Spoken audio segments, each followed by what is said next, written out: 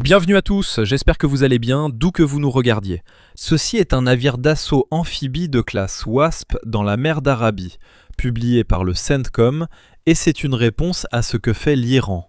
Ils essaient d'adopter une loi pour que l'armée et la marine américaine ne puissent pas être présentes là-bas. Iran, vous avez fait une loi. Très bien. On va simplement retirer notre navire d'assaut amphibie avant que vous n'en arriviez à une partie de votre plan qui ait du sens.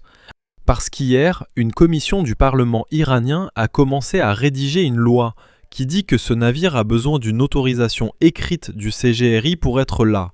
Il faut une permission écrite. Il vous faut un laissez-passer pour votre navire amphibie F-35B, vos CV-22 et un grand nombre de Marines combattants. Oui, il vous faut un petit mot de l'ayatollah en carton vous disant qu'il a approuvé votre présence ici. Donc, le navire d'assaut amphibie USS Boxer avec des F-35B décollant du pont, 2200 Marines de la base de Camp Pendleton, et depuis qu'elle est arrivée dans la zone de responsabilité du commandement central le 13 juin, elle fait partie d'un blocus naval américain qui a maintenant redirigé 49 navires commerciaux, en a immobilisé 2 et en a abordé 2. Et pendant tout ce temps, le nombre de navires de guerre américains qui ont demandé la permission à Téhéran d'entrer dans ces eaux est exactement celui-ci. Oui, personne n'a demandé la permission à l'Iran. Et maintenant, le Parlement iranien dit « Vous devez nous demander la permission » parce qu'hier, une commission à l'intérieur du Parlement iranien a rédigé la loi qui dit qu'ils doivent le faire. 0. Retenez ce chiffre car tout ce qui suit dans les 10 prochaines minutes en dépend. L'Iran souhaite obtenir l'autorisation de l'armée américaine, mais aucune unité ne la lui accordera. Nous sommes le 7 août.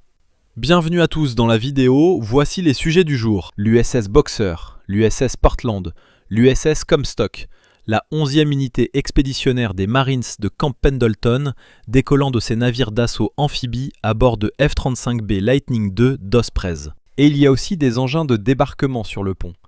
Des engins de débarquement amphibies. Tout est possible en ce qui concerne l'Iran à ce stade. 49 navires ont été refoulés par le blocus naval. L'Iran veut imposer un péage de 7%. Et c'est un péage de 7% sur toute la cargaison de l'ensemble du navire. Une amende de 20% si ce n'est pas payé. Un guide suprême que le ministre iranien des Affaires étrangères admet publiquement ne l'avoir jamais rencontré. Pourtant, il dirigerait tout. Ouais. Monsieur le Président, oui. Je suis sûr que vous avez raison à ce sujet. Plus tard, lors du tour d'horizon mondial, restez avec nous, nous irons 6000 miles plus à l'est, jusqu'à la nuit où la présidente de Taïwan a été placée à l'arrière d'un véhicule blindé. C'est à peu près aux 3/4 de la vidéo. Donc, Téhéran essaie essentiellement de transformer leurs redevances en loi, en faisant de la corruption un cadre légal. Même Pablo Escobar, à ce stade, se dit « Waouh, je suis vraiment impressionné ». Et voici quelques réactions à chaud. Donc, cela vient de Marion Alfol. Cela dit, l'Iran vient de publier un projet de plan qui dit en gros « Nous ouvrirons le détroit d'Ormuz quand nous serons prêts ». Et à nos conditions, ils ont mis en place une nouvelle route avec Oman, mais seulement si les États-Unis lèvent d'abord le blocus. Et les navires américains et israéliens sont totalement interdits de l'utiliser. Tout ce qu'ils considèrent comme hostile est interdit. Et si tu t'en prends à eux, tu pourrais écoper d'une amende de 20% sur ta cargaison. Donc oui, beau travail Iran. On dirait un tireur d'élite qui s'est camouflé avec des décombres. Donc une guilly-suie, c'est ce que les tireurs d'élite portent normalement dans une forêt.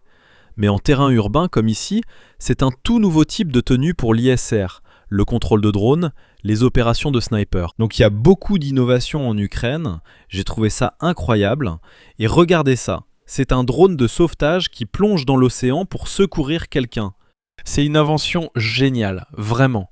Voir des choses comme ça, qui aident à sauver des vies, c'est incroyable. Et puis, dans un registre plus fou, on dirait que Nick Shirley a été poursuivi par une foule musulmane qui essayait de le faire sortir d'Espagne. Il rapporte depuis l'Espagne au sujet de ces hordes barbares qui essaient essentiellement de prendre le contrôle de certaines parties du pays. Et il s'est fait poursuivre par un homme armé d'un couteau. C'est vraiment fou. Il semble qu'il soit sain et sauf, donc je suis content de l'apprendre. Mais c'est juste fou que ces hordes barbares soient en train de prendre le contrôle de l'Espagne. Elon Musk a publié quelque chose sur X montrant ces hordes elles-mêmes, ce qui était plutôt hilarant. Mais c'est exactement ça. C'est une prise de contrôle qui est en train d'être tentée en Espagne. Et l'Espagne n'a pas encore vraiment le courage de les expulser, donc on verra comment ça évolue. Mais voici ce que vous devez savoir. Mercredi, le ministère iranien des Affaires étrangères a annoncé qu'un accord avait été trouvé sur les coordonnées. Les navires entrants empruntent le corridor nord, près de la côte iranienne, les sortants, le corridor sud, près de la côte omanaise. Une version finale est en préparation, presque terminée. Les marchés ont rebondi, le pétrole a baissé. Mais ce n'était qu'une solution temporaire. Et puis finalement, l'entrée se ferait par l'Iran, et la sortie passerait également par l'Iran et serait partagée avec Oman. Donc, l'Iran allait contrôler l'ensemble du dispositif depuis le début. Puis le média semi-officiel iranien, semi-officiel étant ici le terme clé, l'agence Fars a publié quelque chose de totalement différent. Un projet de loi préliminaire examiné par une commission parlementaire iranienne interdirait l'accès aux navires appartenant aux États-Unis, à Israël et à d'autres pays, selon le bon vouloir de Téhéran, du genre « on ne vous aime pas aujourd'hui, nous vous considérerons comme hostiles et l'accès au détroit d'Ormuz vous sera interdit ». Tout navire lié à Israël, militaire ou civil, serait interdit. Les pays jugés responsables de dommages à l'Iran seraient bannis jusqu'au versement d'une compensation. Tous les autres paient ses frais de transit. Bien joué Iran. Tu fais essentiellement un accord sans vraiment en faire un. Tu obtiens simplement tout ce que tu veux. Ouais, super. Comment s'appelle ce jeu? Le jeu du « j'obtiens ce que je veux ». T'as quel âge? 12 ans? Iran, sérieusement? Reuters l'a confirmé par l'intermédiaire d'un député iranien, et ce député a mentionné un point que presque personne n'a remarqué. La législation est toujours en cours d'examen par des experts, ce qui signifie en gros qu'ils n'arrivent pas à faire signer l'ayatollah, même une fois qu'elle est approuvée. Si l'ayatollah est même encore là. Aucune approbation, ni autorisation, et aucun péage ni frais, telle a été la réponse directe de Washington. C'était un responsable américain qui s'exprimait jeudi au sujet des conditions à l'étude et qui a ajouté que le détroit d'Ormuz est une voie navigable internationale et qu'aucune partie ne contrôle les voies ou la capacité de les traverser, peu importe combien de lois vous faites, Iran. Beau travail. Vous êtes vraiment fort pour faire passer vos lois d'extorsion. C'est formidable. Et puis le président Donald Trump a déclaré depuis le bureau ovale « Je pense que ça va bientôt se terminer ». Il a ajouté qu'il ne pense pas que l'Iran puisse durer longtemps. En résumé, selon le président, sous pression, l'Iran ne tiendra pas. Je veux dire, regardez l'USS Boxer, les groupes aéronavals dans la région, les avions de chasse basés à terre qui sont là-bas. Mais voilà le truc. L'Iran peut compliquer les choses, mais ils ne peuvent pas continuer indéfiniment. Parce qu'il faut se rappeler de la tactique de l'Iran, n'est-ce pas? Une mine posée là-bas, un drone, des gars assis sur une île avec un drone, c'est très difficile à contrer, du moins rapidement. Cela prendra du temps et il faudra exercer assez de pression sur l'Iran pour que cela cesse vraiment. Reste aussi à savoir si l'Iran peut réellement contrôler cela, n'est-ce pas? L'Iran peut-il vraiment contrôler certains de ses généraux voyous dans le sud qui essaient simplement de racketter le trafic dans ce passage maritime et de remplir leurs propres poches? À ce stade, l'amiral Touna regarde ces lois être adoptées à Téhéran et il se dit « Oui, exactement. Personne ne doit interférer avec notre raquette sur cette voie maritime, car ce serait illégal. » Pourtant, certains navires présents n'ont même pas demandé la permission. Voici l'ironie qui se cache sous toute cette section. La classe WASP a été conçue pour débarquer des Marines sur une plage hostile. C'est tout l'objectif de toute la conception. Le pont d'envol, le radier, les engins de débarquement, les 2200 fusiliers marins, chaque tonne de l'USS Boxer existe pour permettre à chaque marine américain de débarquer là où on ne veut pas qu'il débarque. Et depuis 5 mois, la mission de l'USS Boxer est d'empêcher quiconque de passer. Personne ne débarque nulle part, personne ne fait passer ses navires. Mais ces derniers mois, l'USS Boxer accomplit une mission un peu différente. Il veille à la protection de tous les navires du groupe aéronaval et à ce que ces autres lieux puissent être frappés très rapidement. En voyant ces 2 semaines de frappe, les F-35 sont juste là. Ils peuvent réagir extrêmement rapidement. C'est un navire amphibie de classe WASP basé à San Diego. L'équipage l'appelle le Golden Gator. Elle commande un groupe amphibie de combat composé de 3 navires. Le Boxer, le transport de chaland de débarquement USS Portland et le navire de débarquement USS Comstock. À bord se trouve la 11e unité expéditionnaire des Marines venant de Camp Pendleton, un élément de commandement, une équipe de débarquement de bataillons, un escadron aérien composite comprenant le F-35B et un bataillon logistique. 2200 Marines. Le pont d'envol fait décoller ce F-35B.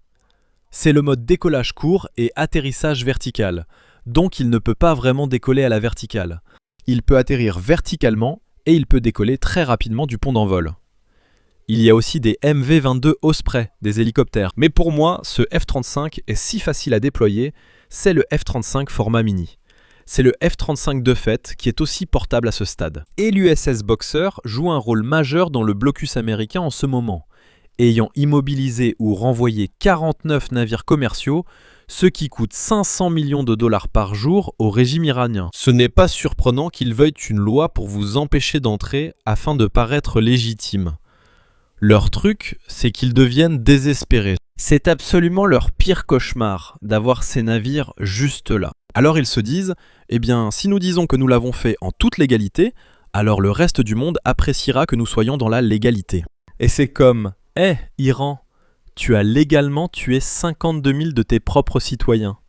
Et ce nombre augmente chaque jour. Donc, juste parce que vous essayez de nous manipuler et que vous transformez quelque chose en loi, faire de la fraude une loi, ça ne la rend pas légitime.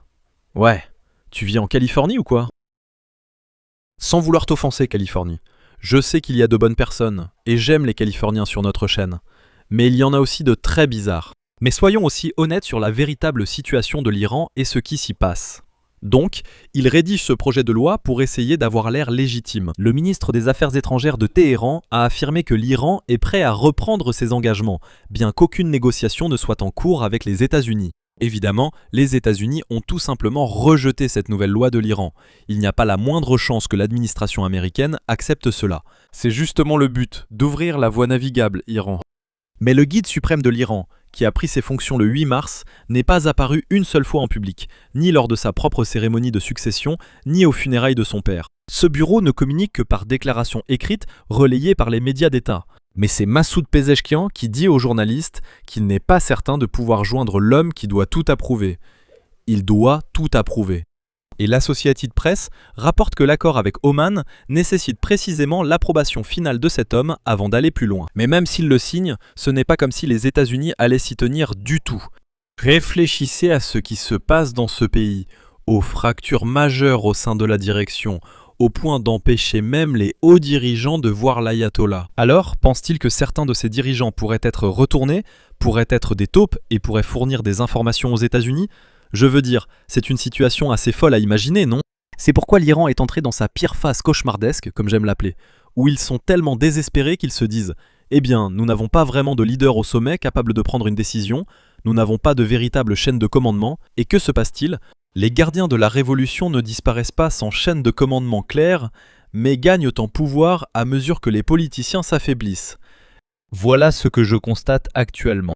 Les gardiens de la révolution eux-mêmes, ce sont eux qui lancent ces missiles balistiques, ces drones, peut-être sans aucune autorisation de qui que ce soit, où que ce soit. Il est donc probable que ces politiciens cherchent désespérément à faire signer quelque chose à l'ayatollah pour officialiser une décision et gagner du poids face aux généraux des gardiens de la révolution, en particulier ceux tentant de faire chanter le trafic maritime dans le détroit d'Ormuz.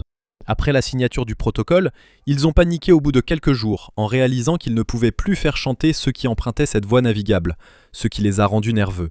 Vous avez atteint le tour d'horizon mondial, bravo! Imaginez un cortège motorisé se formant dans l'obscurité à Taipei, et l'homme qui monte à l'arrière d'un véhicule blindé Clouded Leopard est le président en exercice de Taïwan. Cela s'est produit mercredi soir. Le président Lai Ching-te a participé à un exercice anti-décapitation contre une attaque simulée de l'armée populaire de libération visant le chef d'État taïwanais, escorté sous protection jusqu'au Centre national de commandement des opérations politiques et militaires, une installation de temps de guerre réservée au président et aux hauts responsables. Les images viennent de son bureau présidentiel. Vous êtes à la section d'analyse stratégique en 40 étapes, mes amis. Revenons donc au mois de juillet. À la même interview avec Agar Rachidiran, car il y a une phrase dans cette interview que personne ne relit cette semaine, et cela recontextualise une grande partie de cette guerre. Le ministre des Affaires étrangères iranien a déclaré qu'il avait été convenu, dès le début, que si le guide suprême était visé, le détroit d'Ormuz serait fermé. Relisez cela. Le détroit n'a jamais surtout concerné le pétrole, les sanctions ou le blocus. Le détroit d'Ormuz était un fil déclencheur lié à la sécurité d'un seul homme. C'était une police d'assurance sur une seule vie. Et 20% du pétrole transporté par voie maritime dans le monde en était la prime. Donc encore une fois, leur ayatollah terroriste islamique radical était la seule raison pour laquelle ils voulaient fermer le détroit d'Ormuz, ce qui explique probablement ce qui a déconcerté tout le monde ici depuis quelques mois. Pourquoi ne le rouvre-t-on pas complètement ? Parce qu'une police comme celle-là ne peut être annulée que par la personne pour qui elle a été souscrite, et personne ne peut le retrouver. et on ne sait même pas s'il est encore en vie. Mais Téhéran a besoin de la signature d'un homme qui n'existe peut-être même plus. Et même s'il le signe, l'Occident, Israël, les voisins du Golfe Persique qu'Iran essaie d'écarter, ils ne vont pas se conformer à cette fausse loi qui est en fait une loi cherchant à justifier l'extorsion. Qu'est-ce que vous en pensez? Qu'est-ce que vous pensez du désespoir de l'Iran qui se manifeste ici?